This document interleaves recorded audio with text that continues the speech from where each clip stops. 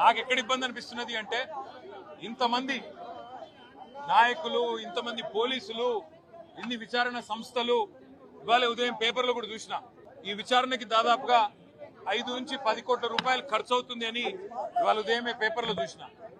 అందుకే ముఖ్యమంత్రి రేవంత్ రెడ్డికి నేను ఒక మాట చెప్పదలుచుకున్నాను. రేవంత్ రెడ్డి గారు, మీరు మీ కక్ష సాధింపు చర్యల్లో భాగంగా మీ మీద ఏసీబీ కేసు ఉన్నది కాబట్టి నా మీద ఏసీబీ కేసు బనాయించినావు, నీ మీద ఈడీ కేసు అయింది కాబట్టి నా మీద ఈడీ కేసు పెట్టినావు. ఏం ఇబ్బంది లేదు, నువ్వంటే దొరికినోనివి, నేనంటే నిజాయితీ పరుణ్ణి, ధైర్యం ఉన్నాను కాబట్టి ఎదుర్కొంటా. కానీ ఈ 5 కోట్లు 10 కోట్లు ప్రజాధనం ఏదైతే వృధా అవుతున్నదో ఆ 10 కోట్ల రూపాయలతో బ్రహ్మాండంగా ఇంకొక 500 మంది రైతులకు రుణమాఫీ చేయొచ్చు. ఆ 10 కోట్ల రూపాయలతో దాదాపు 2500 మంది పెద్ద మనుషులకు పెన్షన్లు ఇవ్వచ్చు. అందుకే రేవంత్ రెడ్డి గారికి నేను ఒక ఆఫర్ ఇస్తా ఉన్నా. రేవంత్ రెడ్డి గారు, నీకు నిజాయితీ ఉంటే, నీకు ధైర్యం ఉంటే ఒక పని చేద్దాం. నేను తయారుగా ఉన్నా, నువ్వు ముందుకు రా, జడ్జి గారు ముందు కూర్చుందాం.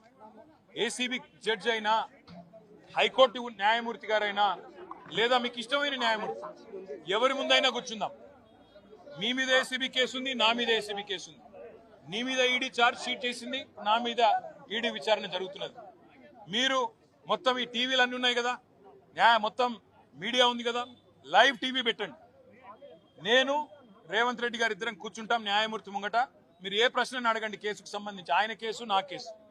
ఇద్దరికి లై డిటెక్టర్ పరీక్ష పెట్టండి, ఇద్దరికి కూడా లై డిటెక్టర్ పరీక్ష పెట్టండి. మొత్తం రాష్ట్ర ప్రజలందరూ చూస్తుండగా ఒక 50 లక్షలు 20 లక్షల రూపాయలు ఒడిసిపోతుంది. లేకపోతే ఈ 10 కోట్ల రూపాయలతోని అనవసరంగా ప్రజాధనం దుర్వినియోగం అయ్యే విధంగా, ఇంతమంది ఉన్నతాధికారుల టైం వేస్ట్ అయ్యే విధంగా, ఇంతమంది మీడియా సంస్థల టైం వేస్ట్ అయ్యే విధంగా ఈ కక్ష సాధింపు విచారణ మంచిది కాదు. నేను రెడీగా ఉన్న రేవంత్ రెడ్డి, నీకు ధైర్యం ఉంటే ముందుకు రా.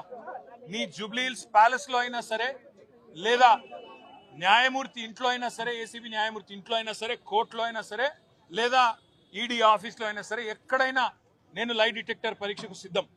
నువ్వు కూడా రా, ఇద్దరం కూర్చుందాం. దొంగెవరో, ఎవరేందో, ఎవరి నిజాయితీ ఏందో రాష్ట్రం మొత్తం చూస్తుంది.